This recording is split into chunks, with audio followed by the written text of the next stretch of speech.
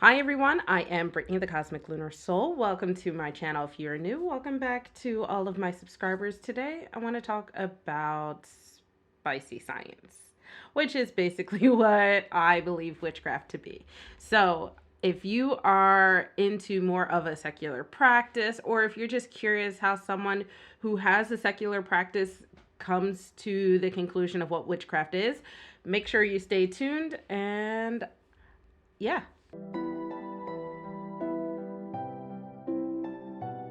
So I'm creating this video because it's something that I'm actually very passionate about. My background is completely in the sciences.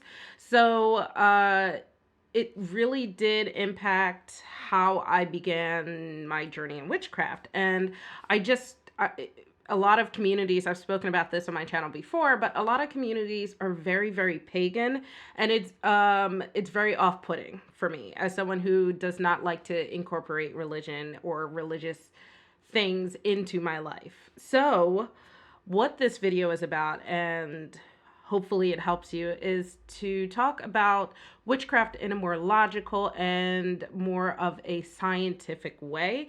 And maybe that can help you if you're not sure where to go with your practice. So I mentioned my background is in the sciences. I have a bachelor's degree in mathematics. I have a master's degree in mechanical and aerospace engineering. And then I have a second master's in systems engineering. So my background is completely in the math and sciences. So because of that, I take a much more scientific approach to what witchcraft is and how it works. So we have a little visitor. This is Luna. She is going to be joining us for our discussion, or at least part of it. One of the things that really illuminated me to the possibility that I could actually practice witchcraft as someone who was, one, very secular, and two, very scientific, was this quote by Arthur C. Clarke. And it goes, witchcraft is just science we don't understand yet. And it really put in perspective to the things that we have today, right? If I go back in time with my cell phone, even just 100, not me, barely 100 years, like just 50 years ago, that I would look like a magician. I would look like a witch if I could just, show people. I could take photos. The fact that I could even just take photos on a device that is, the size of my hand. And it really put in perspective that, we are always learning and growing in the scientific community. There are a lot of things that we don't fully understand yet, but we're always trying to learn and grow. So why can't witchcraft be one of them? A lot of that is because of the stigma of, like Harry Potter and fantasy books and stuff like that. But that doesn't have to limit us in terms of, actually actively practicing. So if you're kind of like me, where you're on the fence, where you're like, well, I'm looking into witchcraft, but I really have no room for religion in my life, or I'm too scientifically based to really consider that, well, hopefully this video helps you along your journey.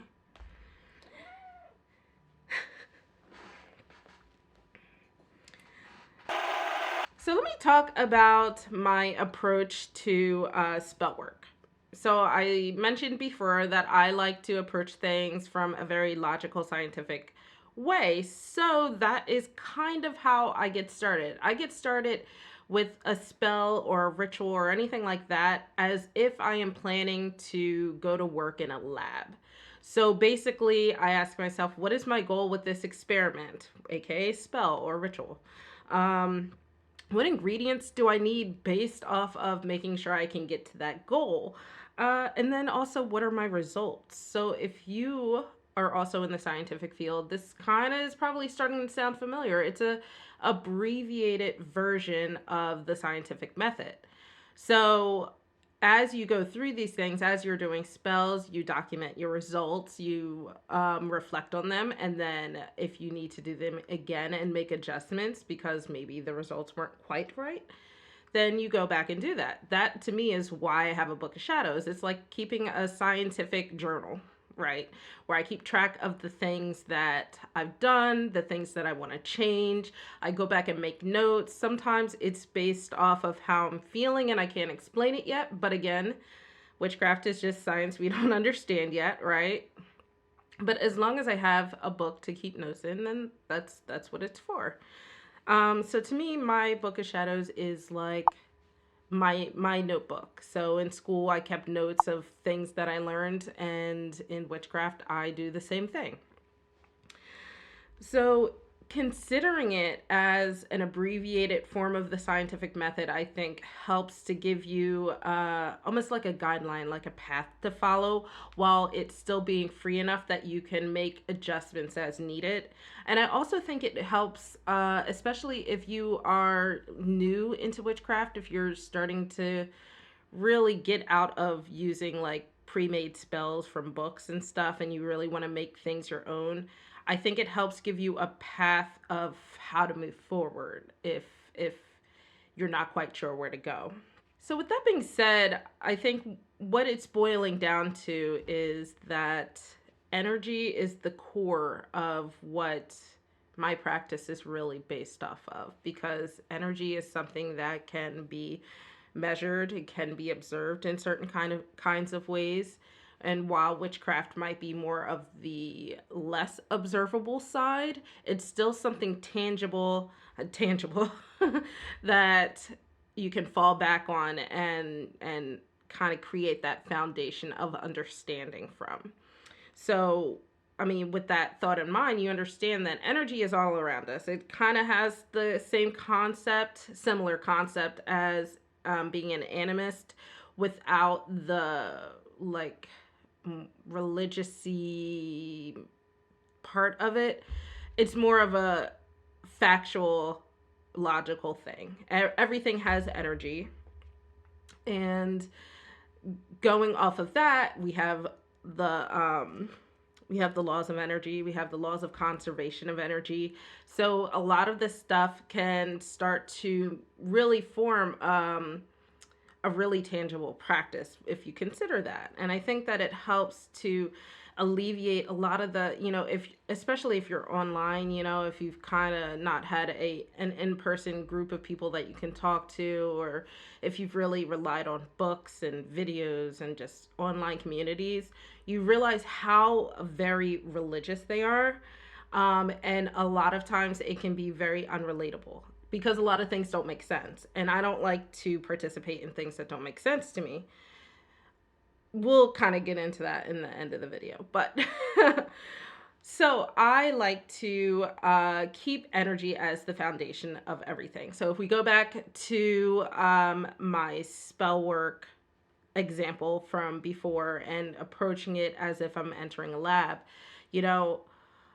when I'm asking myself, what ingredients do I need? I'm asking myself, what ingredients will impact the energy to give me the output that I'm looking for? It's kind of like that. So if you've ever had to balance a chemical equation, that's kind of what I think of in my head.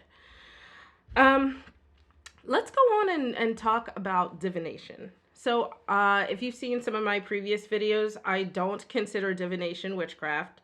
I do think they have inherent crossover. So if it's the Venn diagram, there are intersects, but they don't have to be. Inherently, they are not. So to me, divination is just tapping into the energy that is around us to get an idea of the most likely outcome, right? So I don't really see divination as like, I'm reading the future and, it's not me like staring into a crystal ball and seeing the actual outcome of things that's going to happen. I don't personally think anybody has that capability. I think people are just a little more intuitive and more connected to the energies around us and happen to have a higher probability of being right. So, of course, I don't think that divination has to be so mystical and so unattainable that I feel like social media gives off sometimes. I think that it can be just a logical thing that you use. I also think that divination can have a huge psychological impact on people, either good or bad. But that's why people tend to use divination in terms of shadow work, for example, because you can use it to reflect and in the same way that you would any other art form, I suppose. But that is a video for a different time. So talking about the energies of divination, that's the because of the way that I use it. This is why divination and witchcraft are separate. There's only ever been like one instance that I incorporated it, but it was more so for a focus than like an active ingredient, because to me, divination is not manipulating the energy around you in the way that, say, herbs or fire or something else is. It's just helping you focus on that final intent that you're looking for, which can help you raise your own energy. And bye, Luna. Can help you raise your own energy and help you put that energy and a better focus of that energy into what you're working on. So I hope that makes sense to you guys. And let me know if you guys have that same sort of idea of divination. And it's okay to completely disagree with me as well.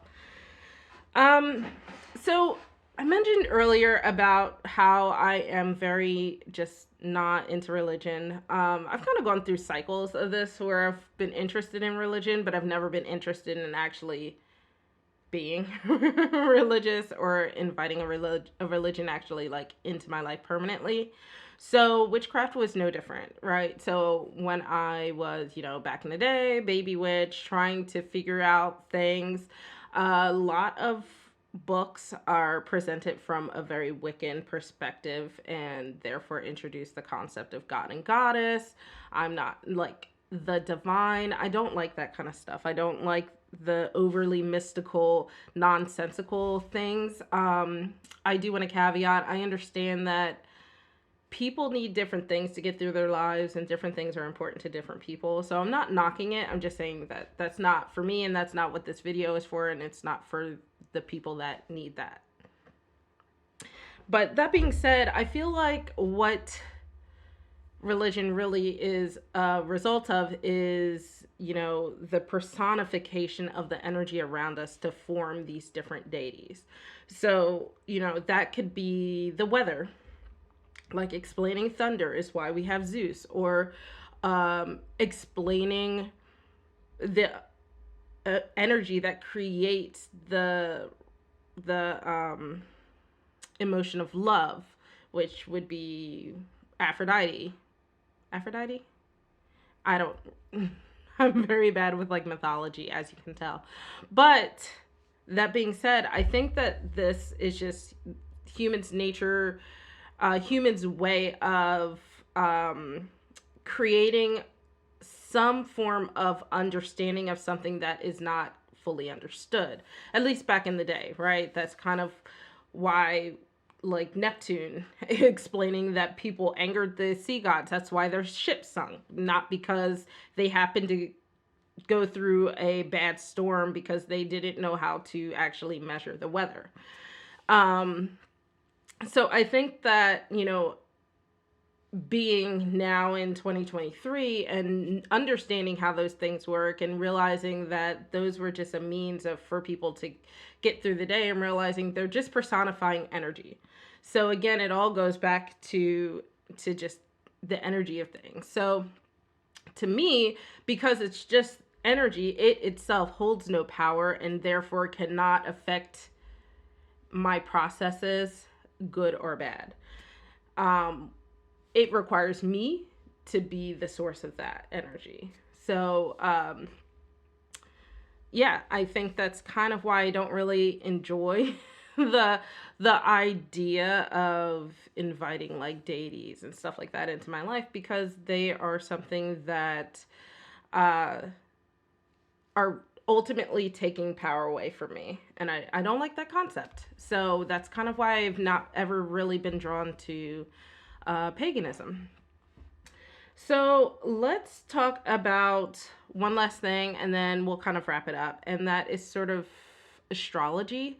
I've mentioned multiple times that I'm not the best with astrology, but I do really enjoy astronomy.